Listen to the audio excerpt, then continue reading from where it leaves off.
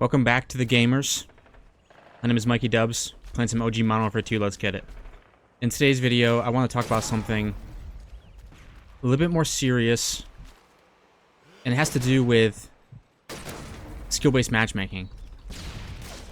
And I want to explain to you guys what skill-based matchmaking is, and every year around the Call of Duty launch point, people start talking about skill-based matchmaking a lot, and I want to give you guys pretty much the nuts and bolts of how it works. Magnum-y, by the way. It's been a while since I used the Magnums. Oh, a little bit slow. If I had lightweight instead of cold-blooded, it's a kill. So we're going to be playing some OG Modern Warfare 2 and talking about skill-based matchmaking in a game that doesn't actually have any. But that's a part of what makes it so good, in my opinion. But we'll get into it. To understand skill-based matchmaking, you have to understand how you find games in Call of Duty. You find games by entering a matchmaking queue. That matchmaking service is created by the developers as a tool for us to use to find each other. Okay, so when you click Find Game Team Deathmatch, that's a tool that the developers don't have to put in the game, but they do because it makes it way easier for us to find each other. Now, that matchmaking tool won't just throw you into any game. That matchmaking tool is set by certain factors. Number one, the game mode you choose. If you queue for Team Deathmatch, you will not get into another game mode unless it's a modded lobby nowadays. But in theory, you won't get into a different kind of lobby. I've cold-blooded. Very nice. But there's actually another factor that goes into your matchmaking, and that is your geographical location. Matchmaking will almost always try to put you with someone who's closer to you before someone that's further away. You can actually see that cycle happening when in the top right corner whenever you queue up when it says Finding Games. Typically, the ping gets bigger and bigger as it's accepting more and more players into your pool. The longer you wait for the game, the more far away the players will be from you. At least, those players will at least be accepted into your game. I've cold-blooded. I don't need to do anything crazy with this Predator besides just drop it into the cave. Here we go. Losing the fight, but that's okay. Go ahead and stun this guy. Should be a free kill now. I got my own Harrier. I don't know who wins, Harrier or Pavlo. I'm assuming Harrier in the sky. We'll see. I think it's Harrier. I have been told. Oh, this match is almost over. So, yeah, your matchmaking service is also set by your geographical location. And the third way that it's set, and this is not a thing in Call of Duty Modern Warfare 2 OG, but it is in other games, the third factor is your player's skill. Now, I personally believe that they use some advanced analytics here to determine your skill, maybe score per minute, win-loss ratio, but the major one that people think it is kill-death ratio. And it adapts as you play the game. Okay, we take home a second. We will continue our explanation in the next one. Alright, we got a free-for-all in Quarry. And you already know what's about to happen. Claymore. Ooh, my stun grenade barely got in on that. No. So, skill-based matchmaking. When you queue up for a game, what skill-based matchmaking means is that when you go into the matchmaking service, skill will be calculated. And it will be used to determine your opponents. The better you play, the better opponents you get. The worse you play, the worse opponents you get. Skill-based matchmaking. Or, as you might see online, SBMM. The reason it's controversial is because in a game like Modern Warfare 2 OG, there is no skill-based matchmaking. So what does that mean? That means that the difference between the top player and the bottom player could be very, very drastic. In fact, a lot of times, if you think about Call of Duty in your past, that's probably about right. The people up top are going to be trouncing the people at the bottom, and then the average player is going to kind of vary wildly. Because if you've got 3 really good players and 1 medium and 3 terrible, then the average will be that medium player. But if you have 6 amazing players and only 1 bad one, well, it sucks to be that bad one, but you're going to have a bad time. Now, the argument for not having skill-based matchmaking is that it creates advanced competition. And by creating advanced competition, I mean if you keep dying to everything, You're going to want to not die to everything. It's going to be very frustrating for you.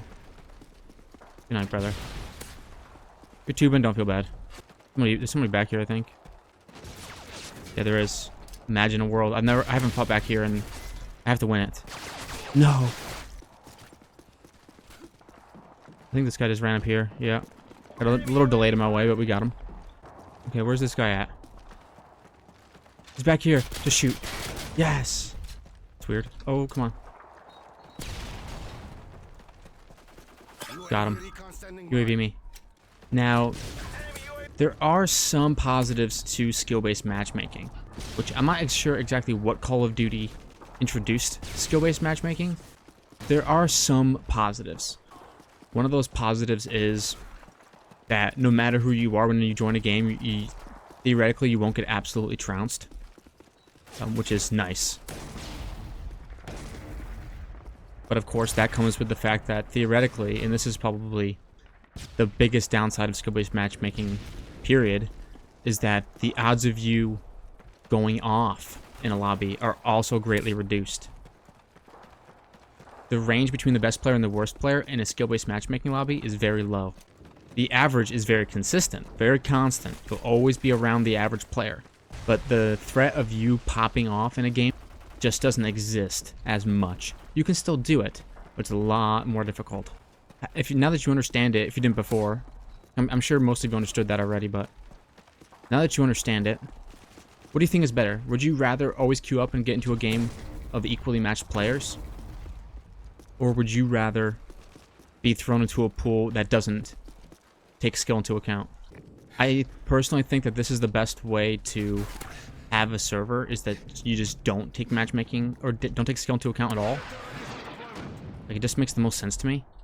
The less barriers between us, the better, in my opinion. But I can understand them trying to cater a little bit to a more casual audience over the years. I'm not going to check back there, actually. I want a kill streak. I don't want to lose it. There we go. We got what I was looking for. And I got to think about this. This guy sits back here. I'm actually going to Harrier him. Yes. He's not going to want to have that in the air. Oh, get him Harrier. We might actually win this free-for-all.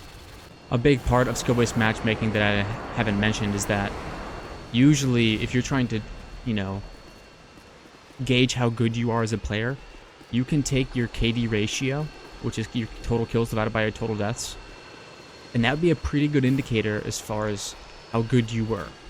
Now, you could always be messing around a lot of the time, like I am, so your KD ratio might be a little bit skewed as to what your tryhard level is. But still, KD ratio has always been kind of a big deal. And skill-based matchmaking somewhat nullifies that, because everyone's going to be around a 1 KD. Now, what it does do... Oh, wow. What it does do is that if you've got a 1.4, then that'd be very, very good, because technically you're always getting 1.4 KDs in lobbies that are supposed to be the same skill as you. But you're outperforming the expectations, you know what I'm saying? It's like, it's very nice. Like, it's a different scale, right, than it used to be, because it used to be like, wow, you could see someone with like 8 KDs and stuff. It's a different scale, and in my opinion, the scale is less satisfying now. I would rather get trounced in the beginning, learn, and then become kind of goated. I don't really want to get medium results that much at all. I would much rather have top-end results as much as possible. Oh, Wallace, come on. Don't do that. Oh. Time's almost up and we're winning. I mean, tack knifing, getting the job done. No. Oh, sauce him?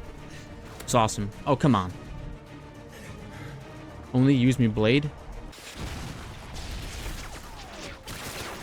Got him. Oh my gosh. There's still hope. I end this game. All natty. Yes. Time's almost up. I gotta find some kills ASAP. No. I said ASAP. Oh, I'm torched. I'm not torched. I'm just getting started. The globe is just starting. 1. That's okay. We take the dub. 29 and 23. Okay, got a free for all on Scrapyard. I can RPD with all long range stuff. We'll see how this goes. Probably not that well, honestly. But I want to start getting into my personal opinions on skill-based matchmaking. Number one, I am not the biggest fan of it. I think it really takes away from the grind of the game. I think it tramples on the progression systems of the game. For me, what a Call of Duty experience is all about is getting into a lobby, getting beat down a couple times, but learning over time the spots on the map and all that stuff, so that eventually you become one of the big dogs. And that way, when you become one of those big dogs, you know, it feels like you've earned it. Oh my goodness. But once you match everyone's skill level together, all that goes away. Now, I'll give you guys an example. League of Legends is a game that's very popular, very successful. Their matchmaking incorporates skill-based matchmaking. Even if you're doing an unranked game, or even just a party game, even if you're doing an unranked game, you're always getting tracked about your total skill level. It's called your MMR, or your matchmaking record. It's a hidden value in the game. And I think it's important for League of Legends to have that, because League of Legends, when you get into a League of Legends game, you're committing to 20 to 40 minutes of gameplay, and you don't want that feeling to be miserable.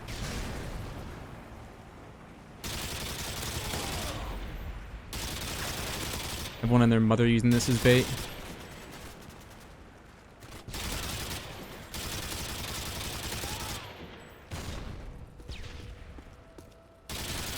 Getting out of here. Can I hide somewhere? Anywhere to hide? Okay. Call these bad boys in somewhere away from me. Reload.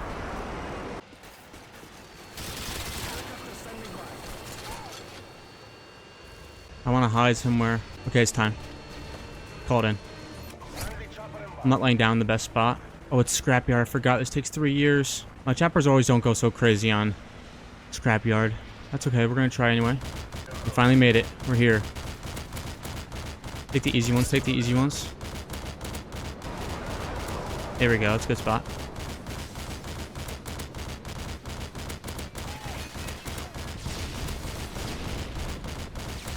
There we go. Come on.